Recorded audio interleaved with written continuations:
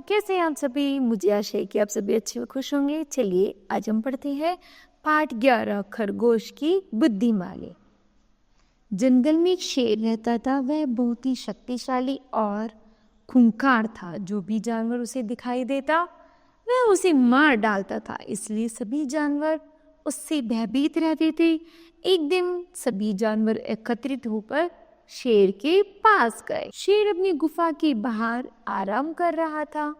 सभी जानवरों को एक साथ देखकर शेर बोला, क्या सभी एक साथ मरने के लिए आए गए? सभी जानवरों ने शेर के आगे सिर झुकाकर कहा, हे जंगल के स्वामी, इस जंगल में अब बहुत कम जानवर रह गए हैं। शीघ्र ये जंगल खाली हो जाएगा। यह बात सुनकर शेर बोला, तो क्या मैं तुम्हें मारना बंद कर सकता हूँ? यदि मैं तुम्हें नहीं मारूंगा तो मेरा पेट कैसे भरेगा? हाथी ने कहा, महाराज, हम में से कोई एक जानवर प्रतिदिन आपके पास आ जाया करेगा। आप उसे खाकर अपना पेट भर लेना।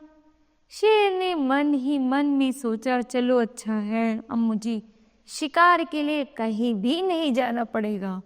शेर ने उनकी यह बात मान ली। सभी जानवरों ने अपनी अपनी बारी तय कर ली। जिसकी बारी आती वह शेर के पास चला जाता। शेर उसे खाकर अपनी भूख मिटा लेता। उसने अब दूसरे जानवर को मारना बंद कर दिया था। एक दिन एक छोटे खरगोश की बारी आई। खरगोश बहुत ही चतुर और चंचल था।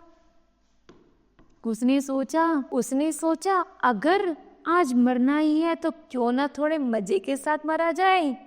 पैर चलता कुत्ता सारी जंगल में घूमकर अंत में शेर के पास पहुंचा। उदास शेर का भूख के मारे बुरा हाल था। नन्हे खरगोश को देखकर उसे बहुत क्रोध आया। वह उससे बोला, अरे नीच, एक तो तू इतना छोटा है, तुझे खाकर मेरी भूख भी नहीं मिटेगी, और तू इतनी देर से आया है। आज जंगल में कोई नहीं बचेगा, मैं तुम सबको मार डालूंगा। खरगोश बोला, महाराज, इसमें मेरा कोई अपराध नहीं। मुझे रास्ते में एक दूसरे शेर ने रोक लिया था। मैं किसी प्रकार उसे वापस लौटकर आने का वचन देकर बड़ी चालाकी से आया हूँ। शेर क्रोध में भरकर बोला, कहाँ है वह दुष्ट शेर जो मेरे राज्य में गड़बड़ी करना चाहता है और मेरा मुकाबला करना चाहता है? खरगोश बोला, महाराज शांत रहिए, वह बहुत दुष्ट शेर है, आप उसके पास ना जाएं।